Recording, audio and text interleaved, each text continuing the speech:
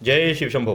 खंडेराव होलकर ने रख दी आज सबकी आंखें खोलकर। जी हाँ, नमस्कार। कैसे हैं आप सब लोग? उम्मीद करता हूँ बहुत अच्छे होंगे और आज तो खासकर बहुत ज़्यादा अच्छे होंगे। क्यों? क्योंकि आज का एपिसोड अब तक का मेरे ख्याल से सबसे बढ़िया, सबसे ज़बरदस्त एपिसोड रहा है। और आज हमने देखा खंडेराव का एक अलग ही चेहरा। और एक बात और आपको बता दूं, एपिसोड के बारे में तो बात करेंगे ही, आज एक और बात हुई है, मगर उस बात के बारे में बात हम अगली वीडियो में करेंगे। पहले बात करते हैं आज के एपिसोड की। आज क्या हुआ? आज हमने देखा गौतम भाई साहब जो है बड़ी चालाकी से सबकी महल के अंदर जो ड्यूटी होती है उसको चेंज कर देती है। कौन क्या काम करेगा वो चाहती हैं और ये देख के करती हैं कि हाँ पीछे यमुना बाई खड़ी हैं, तो जानबूझकर क्या करती हैं, कहती हैं कि सब को काम मतलब बदलाव कुछ जिंदगी में यार होना चाहिए। तो कहती हैं जिंदगी में बदलाव जरूरी है, इसलिए हम अपने अपने काम को बदल लेते हैं, अपनी ड्यूटी को चेंज कर लेते हैं। तो कौन क्या काम करेगा, हर एक को अलग अलग जिम्मेदारी सौंप देती है। तो यमुना बाई को तो आग लग जाती है, वो कहती है कि मेरा क्या होगा। तो आती है और कहती है कि लेकिन मतलब मेरी छुट्टी, मतलब मैं वहाँ पे काम नहीं करूँगी, ऐसे मतलब अनाज के क्या क्या क्या क्या क्या हुआ, ऐसा ऐसा क्यों कर रही हैं आप? तो गौतमा बाई साहब कहती हैं, अरे यमुना बाई आपने सुना नहीं क्या, मैंने कहा कि कुछ दिनों की बात है, सिर्फ कुछ दिनों के लिए बदलाव करते हैं, उसके बाद में आपको आपका काम मिल जाएगा, फिर वही काम कीजिएगा आप। और तब तक मैं क्या करूंगी? वो कहती हैं तब तक आप द्वारिका बाई साहब की मदद करना, और क्या करेंगी, दूसरी दासियों का ख्याल रखना, उनको देखना कौन क्या काम कर रही है, कौन अपना काम तरीके से नहीं कर रही है, इसका ध्यान आप रखेंगे। ये भी बहुत जिम्मेदारी का काम होता है।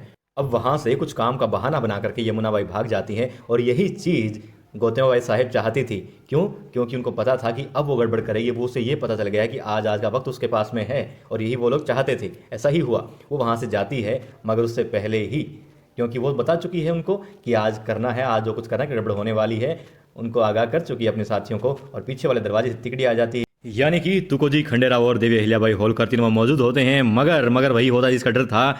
यमुना बाई यहाँ भी बच जाती है, क्योंकि बेईमानी के धंधे में भी ईमानदारी चलती है, अक्सर हम सुनते थे। और यही हुआ, क्योंकि जो मेन बंदा था वहाँ पर यमुना बाई के बाद में, वो यमुना बाई का नाम लेने से पहले ही सुसाइड कर लेता है। और अपनी लीला समाप्त करने के बाद में अब फिर खंडेराव खाली हाथ हो जाते हैं कि आखिर कौन है जो ये सब करवा रहा था। बाकी जो लोग शामिल थे वो कहते हैं कि हम लोगों को नहीं पता कि कौन क्या करवा रहा था, हम तो बस ऐसे ही ये हमें बोलता और हम कर दिया करते थे। फिर हम लोग देखते हैं दरबार लगा हुआ है और दरबार में मुख्य कुर्सी पर बैठे हैं खंडेराव होलकर। जी हाँ, और वो भी ताव जोश उनके चेहरे पर दिखाई दे रहा है। फिर हम देखते हैं कि कटघरे में कौन खड़ी है, यमुना बाई खड़ी है हाथ जोड़े, जो पहले खंडेराव को मूर्ख कहा करती थी, बच्चा कहा करती थी, उसके सामने, उसी बच्चे के सामने वो यमुना बाई हाथ जोड़े खड़ी है, रो रही है। वो कहती है मुझे माफ कर दो। अब खंडेराव कहते हैं देखिए हमारे पास सबूत नहीं है कि आप उनसे मिली हुई थी, मगर आपके पास भी कोई ऐसी वजह नहीं है जो आप बता पाएं, कोई सबूत बता पाएं कि आप शामिल नहीं थी।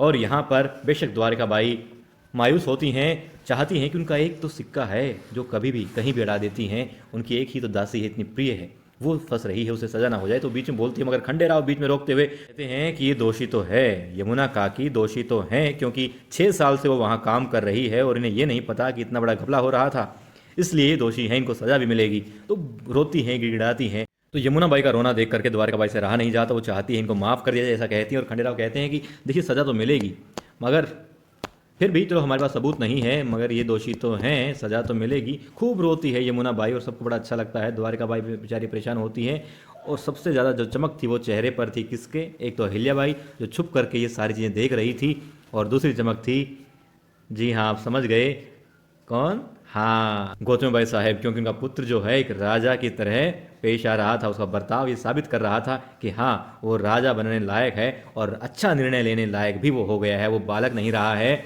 उस बालक जैसे चेहरे, मासूम चेहरे के अंदर अब एक तेज और अच्छे नेता के गुण आ चुके हैं, अच्छे शासक के गुण आ चुके हैं। और द्वारका बाई भी चिंतित है, वो चाहती है कि इतना चेंज कैसे आ गया, यहाँ तक कि उसको तो मल्हार राव होलकर दिखाई दे जाते हैं। जी हाँ, मल्हार राव होलकर आज हमें दिखाई दिए गौतमा बाई साहेब के पुत्र खंडेराव में। किन की आंखों से?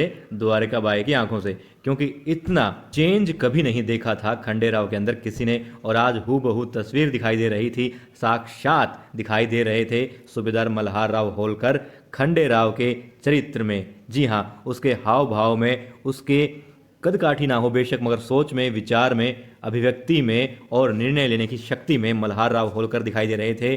तो आज हमने देखा कि झूठे का मुंह काला हो चुका है। यमुना बाई ना चाहते हुए भी बड़ी शातिर थी, वो फिर भी पकड़ी जा चुकी है।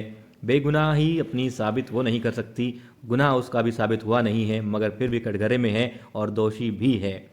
तमाम वो कस्में खाती हैं मगर सबको पता है कि वो कैसी है। तो दो लोग चिंतित हैं, एक तो यमुना बाई, दूसरी द्वारिकाबाई साहिब। बाकी दरबार में जितने लोग हैं और दरबार से बाहर छुप के जो सुन रही है, जी हाँ, हमारी देवी अहिल्याबाई होलकर, वो भी खुश हैं। तो सब खुश हैं और आज का दिन जो है कुल मिलाकर किसके नाम रहा? खंडेराव होलकर के नाम रहा।